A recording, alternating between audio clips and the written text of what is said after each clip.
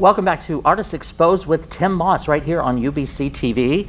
This is a special day. I have a special guest here. I have been dying to talk to this one. His name is Randy from Randy Writes a Novel here on Off-Broadway in New York City. With Tim Moss! Yes! Oh my gosh! Oh, I've waited so long for this moment, Tim You Moss. too, I have waited too. You're so mossy. I know, yes. So exciting. So how are you doing? You're on Off-Broadway in New York City. I know, isn't that crazy? It is, that's so exciting. I mean, there must have been a clerical error somewhere along the line. I'm not sure how it happened. Somebody crossed the wrong T or dotted the wrong I. Absolutely. I snuck into an office at night and wrote my name on a whiteboard somewhere, and 3 months later, here I am. My goodness. Well, now you're originally from Australia, I right? am. And don't tell anyone, but I don't have a visa. Okay. I'm here illegally. That's You're not between us. recording this, are you? No. No, I came on holiday and the theatre was empty, so I hired it. Great. And it's starting to get traction. Yeah, that's usually how it goes. You came to see it. I did. I did, and I loved it. Oh, stop it. Serious. This was one of the most incredible and creative and unique theatrical experiences. Really? Absolutely. You're not just saying that because we're on camera? No. That's very kind of you. Thank you so much. No, seriously. I mean, because one of the things that sets it aside as far as a theatrical experience is you not only encourage audience participation, you demand it. Well, yeah, I talk to the people. I want to hear what the people have to say about certain things, which makes it more fun for me because it becomes an exchange. Absolutely. When it becomes an exchange, then I'm having a good time. Absolutely, and the audience is always very engaged, and you usually circle back and talk to the people you talked to before. I do. Yep, I like to remember who I've spoken to at the start and bring them back in at the end and have a bit of a chat. But it's not. I wouldn't say I demand. I mean, it's not forced audience participation.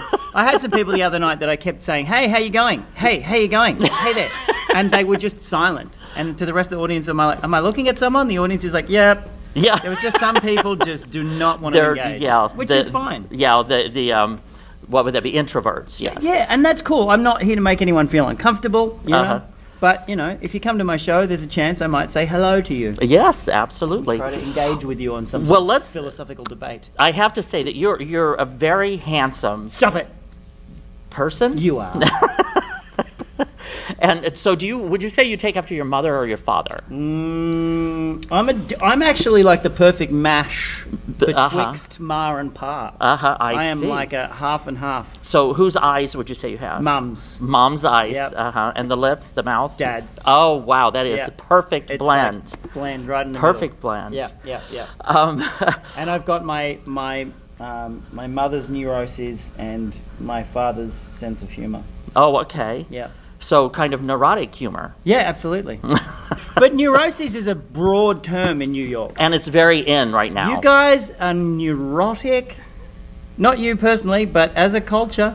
There's some neurosis on the streets. Yes. You don't get away with much here. You guys you're not the most laid back. Yeah, right. That's true. I've never been in a city where, unless you're in Southeast Asia, people use their horns constantly. But it's like, hey, here I am. Hey, look out. I'm coming through. Hey. But here it's like, no! You son of a... For hours. Just like, I've never heard a longer horn blow in my life than in New York City. And he could just be sitting at a light. Literally just... We get it. We know you're there, and we know you want to be here. That's all right. For hours, it's the best. So other than the traffic, what would you say would be one of the biggest differences between doing your show in Australia than doing your show here in the United States or in New York? People in Australia laugh at it. Oh, yeah. Yeah. And here they stare at me, confused. Dazed and confused. What are you doing? What is he doing? In Australia, they laugh. So, well, I saw you earlier. You were like dancing. You've got some serious I got dance some moves. Dance moves on there. I got my little, right. So, is that what feet. keeps you so buff, or do you have like an exercise regimen? No, I do Pilates every morning from 6 a.m. till 6:03, which is literally just me getting out of bed correctly. And then the rest of the day, I just walk the streets of New York hunting for squirrels. Yes. We don't have squirrels. Do you call them squirrels? Squirrels. Squirrels. Squirrel. Squirrel. It's SQUIRLS. How do you say it? Squirrel. Squirrel. I put the E in between the R and the L. Everyone else just says squirrel. That's that Australian Squirrel. thing. I know, squirrel. So I guess We have possums. Oh, well, we have some too out in the middle of the Do country. you call them possums? Possums? Yeah. Say possum. Possum. Possums. Possums. Possums. Squirrel. Squirrel. Squirrel. This is scintillating. Crack on. Next question. So what? So I'm guessing that you probably, because it's such a big hit, that you've probably got a lot of groupies. Not yet. No? Just you. Well, I'll be a groupie. Just the Moss Man. That's I'm it. Definitely. I've got no one else yet. But, you never know. The other thing is that I sneak out. I sneak out after the show. Oh, you do? Uh-huh. Under cover of darkness with a hat and sunglasses. I was going to say, probably incognito, yeah. Yeah. So and no one's seen me yet. I see. And with the hat and the trench coat, that could mean something else, Well, People probably steer clear of you then. Yeah. Yeah. And I wear a fedora. Uh-huh. It's not a cap, it's a fedora. Fedora. Yeah. So, well, you've traveled the world, actually. You're very worldly. I am quite worldly, yes. Yeah, I'm a citizen of the world. I see. Well, that's a wonderful way to be. So, are you Hong Kong and Yes. London? Yes. And now here in New York City? Yes, I've been all over the place. I've done shows in all of the places. Not all of the places, but I've been to heaps of places. Uh-huh. Yeah, and New York is... I've never, ever performed here before. Oh, I've done wonderful. stuff in the States before, but I've never performed here in New York City. So I am so excited! Like, it's actually bizarre. I'm still waking up going, oh, where am I? Oh, I'm in New York! Yes! Every day. It's like, yeah, and it's such a beautiful day out there today. I walked along the Hudson River. Oh, isn't it gorgeous? It's beautiful. I saw a helicopter and a dead body. It was amazing. Yeah, that's the It Hudson. was so nice. Welcome to New York. Thank you. It's great to be here. Well, let's talk about your show. Yay! Hit me. Okay. Well, your show, it's firstly such an incredible improvisational piece. Where did you learn improvisation? I mean, did you study or? No, I just think about stuff heaps, and then when I'm on stage, it somehow forms into logical order. Sometimes. Yeah. And then it just goes. There is a structure to the show, and I know what points I want to hit, and I know what I want to talk about. And there are certain things I say exactly the same every night. Yeah, right. But then if something happens in the room, I'll just go, "What's that? Let's go with that." Yeah. What's happening? Let's run with that. Meh. And I somehow managed to keep the train on the tracks. That's what it is. It's plate spinning. Yes. That's all it and is. the night that I was here, there was an opera singer in the audience. Oh, she was amazing. Wasn't she incredible? Lorraine, her name Yes, was. right. Yeah, right. and she sang at the end for us. Yes, and your mouth dropped open. She sounded amazing. She was. She She knew was and she did the classic. She was amazing. So, and Randy writes a novel. Oh, that's my show name. Yes, it is. Do you? Who were some of your inspirations? Like, what writers? Were there some writers that you kind of modeled your writing after? I kind of, you know what? I was thinking about this because people keep asking me what books I read while I was writing this thing. But I actually listened to music while I was writing this. There's always like 2 or 3 songs that I just listen to on repeat when I'm writing a show, I realized. This one, there was a song called, oh no, now I can't remember what it's called. It's a song by Clutch, a band called Clutch. And the song is called, oh no, this is embarrassing, hang on. It's called Oh No, This Is Embarrassing. It's called Oh No, This Is Embarrassing by Clutch. No, it's, No, but I know. it's called The Face. The Face. A song called The Face by Clutch. I was listening to that song. So that was inspiring to you? That would get your creative juices flowing? It gets you in the right... See, music puts me in the right frame of mind to write in a certain way. Like I wrote like a bit of a heartbreaky show once, and I listened to a song called The Sun and the Moon by a band called The Miserable Little Bastards. Okay. And it's quite a sad song. And I listened would to that imagine. like 50 times. To the point where I ended up putting that song in the show. But this time I needed something to fire me up. Yeah, right. Get me thinking about the nature of legacy and what we leave behind. Yes, And absolutely. like, what are we going to do here? How are we going to make this work? So yeah, it was a bit of that. Yeah, but your writing is a lot of like existential. Yeah, I like reference... why are we here and the philosophies. Yeah, so I was reading a bit of Alain de Botton at the time, and a lot of stories by Neil Gaiman, and what else? The news occasionally. and some sort of philosophical stuff, a bit of Carl Jung, a bit of Buddhist stuff, bit of The Dummy's Guide to Buddhist, teachings, and I just cherry pick bits and pieces of it, smash it all together, and make it sound like I'm more intelligent than I am. Thank you. Good night. Thank you very much. Thanks for coming. I don't know what I'm talking about. Yay! Thank you.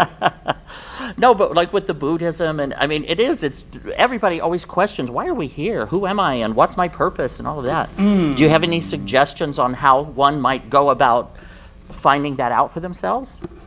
I think... other than maybe alcohol. No, I don't drink. I tried that. It didn't work.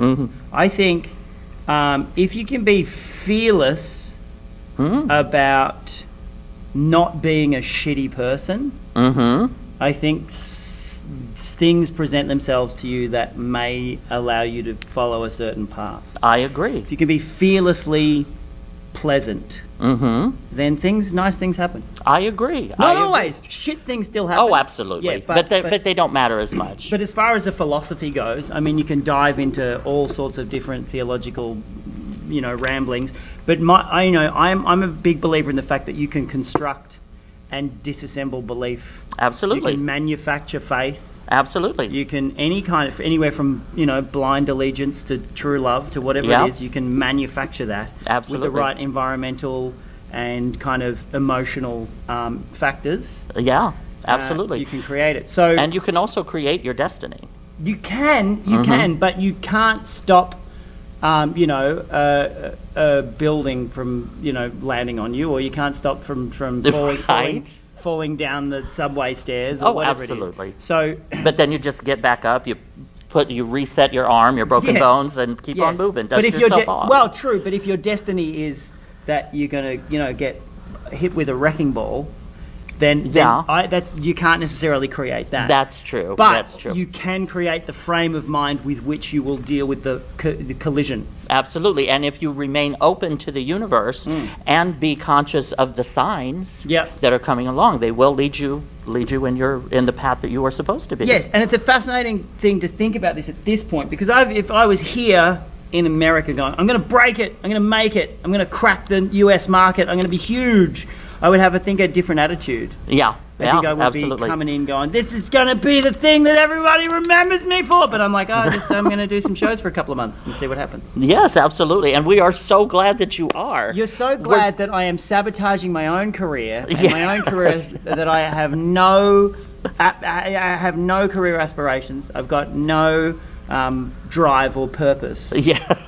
Other than to just stand and talk to a bunch of strangers in the dark every night. Hey, everybody! That's pretty much it. And hope they talk back. Yeah, otherwise it's a boring show for me. Well, now, how can people find tickets? They can find them on the internet. All you need to do is look at thing. Randy Writes a Novel. Actually, I think there's a website, randywritesanovel.com. Yes. Okay. And that'll have links to things. I'm sure there's still, like, Today Ticks have got them, and Gold Star and a whole bunch of places have tickets. Wonderful.